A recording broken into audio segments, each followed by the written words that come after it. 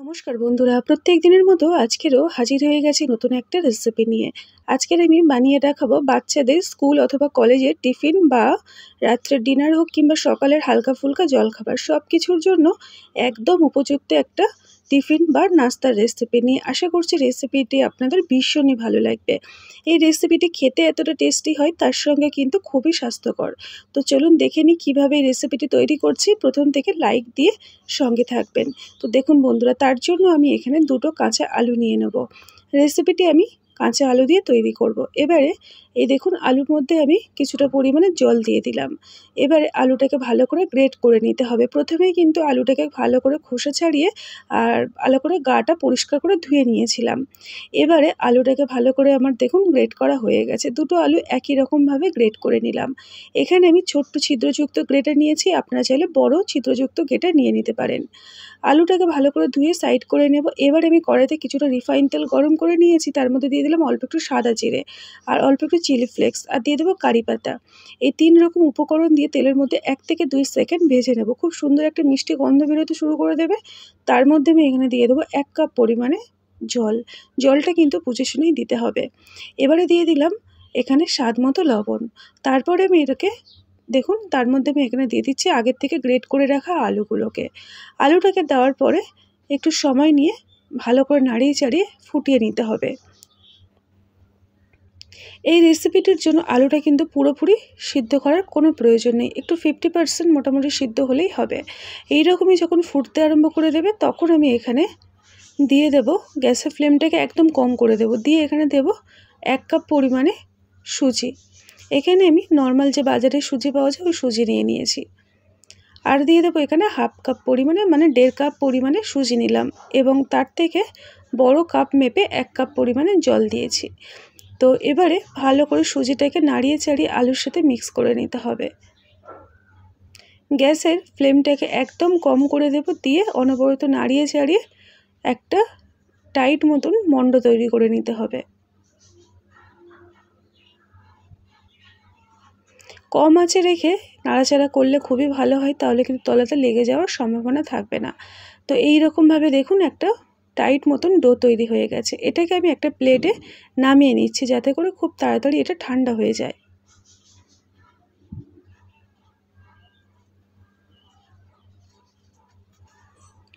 এবারে এটাকে আমি ঠান্ডা হওয়ার জন্য বেশ কিছুক্ষণ রেখে দেব। তার মধ্যে বাকি যে রেসিপিটি তৈরি করার জন্য বাকি যে কাজটা আছে সেগুলো করে নেব। এই নাস্তা বা টিফিন রেসিপিটি কিন্তু খেতে দুর্দান্ত হয়, একবার হলেও এই রকমভাবে বানিয়ে দেখতে পারেন। তারপর আমি একটা কড়াই নিয়েছি, কড়াইতে দিয়ে দিলাম 1 থেকে 2 চামচ পরিমাণ রিফাইন তেল আর দিয়ে দিচ্ছি 3টে শুকনো লঙ্কা। এখন আমি একটা মজাদার এবং টেস্টি চাটনি তৈরি করব। তার জন্য আমি দিয়ে দিলাম তেলের মধ্যে ছোট্ট 1 বাটি পরিমাণে ছোলার ডাল আর অল্প একটু লাল চীনাবাদাম। তেলের মধ্যে একটু হালকা করে নাড়িয়ে চাড়িয়ে নেব।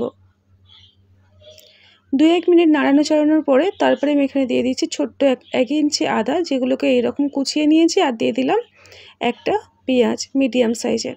এবারে সমস্ত উপকরণ ভালো করে তেলের মধ্যে নাড়িয়ে চাড়িয়ে ভেজে নিতে হবে। ভাজা ভাজা হয়ে গেলে আমি এখানে একটা টমেটো অ্যাড করলাম। টমেটোটাকে ছোট ছোট করে কেটে নিয়েছিলাম। পেঁয়াজের সাথে টমেটোর সমস্ত উপকরণ তেলের মধ্যে নাড়িয়ে চাড়িয়ে দিয়ে দেবো স্বাদ মতো লবণ। লবণটা ঠিক এই পর্যায়ে দিলাম যাতে করে টমেটো এবং পেঁয়াজ সমস্ত কিছু ভালোভাবে নরম হয়ে যায়। এবারে আমি এটাকে ঢাকনা দিয়ে রেখে দেবো 1 থেকে 2 মিনিট কম আঁচে, যাতে করে টমেটোটা এবং সমস্ত কিছু একটু নরম হয়ে যায়। তো আমি 1 থেকে 2 মিনিট কম আঁচে ঢাকনা দিয়ে রেখেছিলাম। ঢাকনাটা খুলে দেখুন ভালো করে নাড়িয়ে চাড়িয়ে নিচ্ছি। এবারে আমি এখানে দিয়ে দেবো অল্প একটু জল।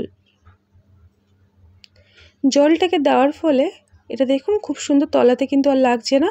জাস্ট একটু নাড়িয়ে চাড়িয়ে এটাকে আমি ঢাকনা দিয়ে রাখবো 2 থেকে 3 মিনিট একদম কম আছে। 2 থেকে 3 মিনিট পরে ঢাকনাটা খুলেছি, দেখুন বন্ধুরা কি সুন্দর, খুব সুন্দরভাবে কিন্তু সিদ্ধ হয়ে গেছে। এবারে একটা প্লেটের মধ্যে সমস্ত উপকরণগুলো নামিয়ে নিলাম। এটাকেও আমি ঠান্ডা হওয়ার জন্য কিছুক্ষণ রেখে দেবো। তারপর আমি মিক্সারে এটাকে ভালো করে বেটে নেব।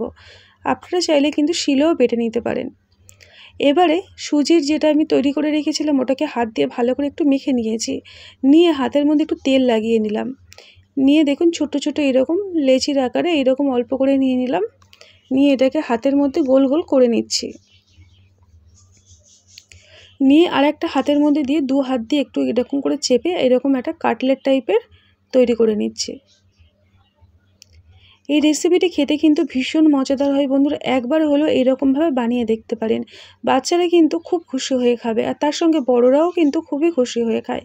তো দেখুন কথা বলতে বলতে আমি এরকমভাবে কয়েকটা করে এরকম বানিয়ে দেখাচ্ছি। এটা তৈরি করতে কিন্তু ভীষণ সহজ পদ্ধতি এবং ভীষণ মজাদার খেতে হয়। তো কথা বলতে বলতে দেখুন সমস্ত এগুলো আমি কয়েকটা করে নিচ্ছি, আর বাকিগুলো আমি একই রকম পদ্ধতিতে তৈরি করে নিয়ে দেখুন এরকমভাবে তৈরি করে নিতে হবে।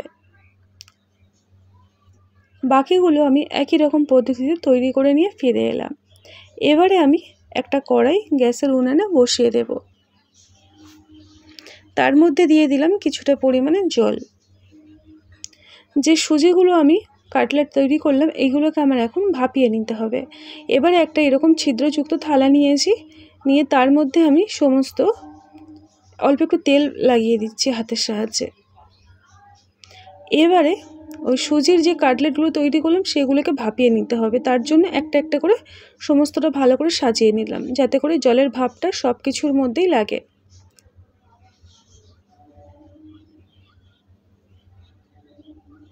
এটা যখন খুব ভালোভাবে সিদ্ধ হয়ে যাবে তাহলে কিন্তু একটার সঙ্গে আরেকটা একদমই লাগবে না, অটোমেটিক ছেড়ে যাবে, খুব ভালো লাগে খেতে। এবার এটাকে ঢাকনা দিয়ে 5 থেকে 6 মিনিট ঢাকনা দিয়ে রেখে দেবো। তার মধ্যে চাটনিটাও তৈরি করে নিচ্ছি। এগুলোও কিন্তু খুব ভালোভাবে ঠান্ডা হয়ে গেছে। একটা মিক্সিং জারের মধ্যে দিয়ে দিলাম,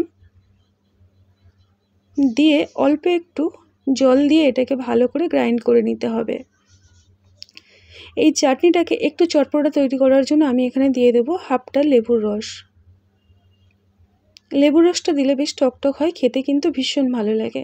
দেখুন আজকের আমার এই রকম চাটনি কিন্তু একদম তৈরি হয়ে গেল। এবার এই চাটনিটাকে একটা বাটির মধ্যে আমি একটা বোলের মধ্যে নামিয়ে নিচ্ছি। এই রকমভাবে চাটনি বানিয়ে কিন্তু আপনারা স্টোর করে রেখে দিতে পারেন, এবং যখন কোনো রকম এরকম হেলদি রেসিপি আপনারা তৈরি করবেন তার সঙ্গে কিন্তু সার্ভ করতে পারেন। একটা তড়কা লাগাবো চাটনির মধ্যে, তার মধ্যে অল্প একটু কড়াইতে দিয়ে দিলাম রিফাইন তেল, আর দিয়ে দিচ্ছি একটু সর্ষে কালো, আর দিয়ে দিলাম কারি পাতা। জাস্ট এটুকুই আমি দিয়ে হালকা করে নাড়িয়ে নেব। এই কারি পাতার যে মিষ্টি গন্ধটা সেটা কিন্তু খেতে ভীষণ ভালো লাগে, যে কোনো রেসিপিতে একটা অন্য স্বাদ নিয়ে আসে। এবার এটাকে 1-2 মিনিট এইরকম তেলের মধ্যে, যখন দেখবে সর্ষেটা এরকম করে ফাটতে আরম্ভ করে দিয়েছে তখন আমি এটাকে নামিয়ে নেব। নামিয়ে আর যে চাটনিটা আমি রেডি করে রেখেছি তার মধ্যে ফোড়ন দিয়ে দেবো এটাকে। এবারে সমস্ত উপকরণ চাটনির সাথে খুব ভালো করে মিক্স করে নিতে হবে। নিলেই একদম তৈরি হয়ে গেল চটপটা মজাদার এই চাটনিটি। এই চাটনিটি খেতে কিন্তু ভীষণ ভালো লাগে।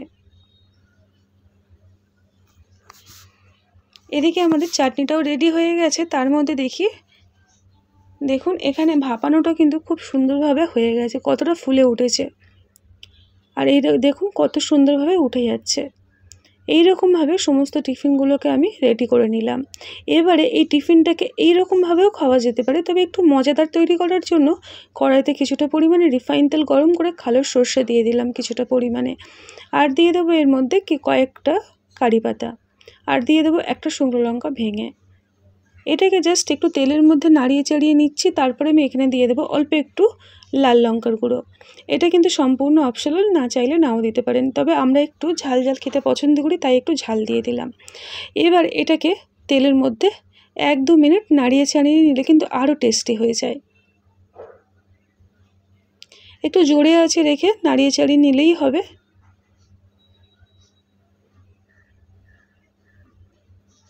দেখুন কথা বলতে বলতে কত সুন্দরভাবে একটা টিফিন রেসিপি আমরা তৈরি করে নিলাম চটপট। আর এই রেসিপিটি তৈরি করতে কিন্তু খুব একটা বেশি সময় লাগে না, বাড়িতে থাকা কিছু উপকরণ দিয়ে চটজলদি হয়ে যায়। সকালের জন্য জলখাবার অথবা সকালে বাচ্চাদের স্কুল কলেজের টিফিন সব কিছুর জন্য একদম উপযুক্ত একটা রেসিপি। আশা করছি রেসিপিটি আপনাদের ভীষণই ভালো লাগবে। তো দেখুন কথা বলতে বলতে এই টিফিন বা নাস্তার রেসিপিটি একদমই তৈরি হয়ে গেল। এবারে একটা প্লেটের মধ্যে আমি এটাকে নামিয়ে নেব। প্রথমে দিয়ে দিলাম ছোট্ট এক বাটির চাটনি, আর দিয়ে দিচ্ছি আগের থেকে রেডি করে রাখা টিফিনগুলো। এতটা হালকা ফুলকা এবং মজাদার টেস্টি হয় সেটা কিন্তু না বানালে বুঝতেই পারবেন না। তো বন্ধুরা দেখুন আজকের আমার টিফিন বা ব্রেকফাস্টের রেসিপি বা নাস্তার রেসিপি একদম তৈরি হয়ে গেল। ভালো লাগলে লাইক দিয়ে সঙ্গে থাকবেন।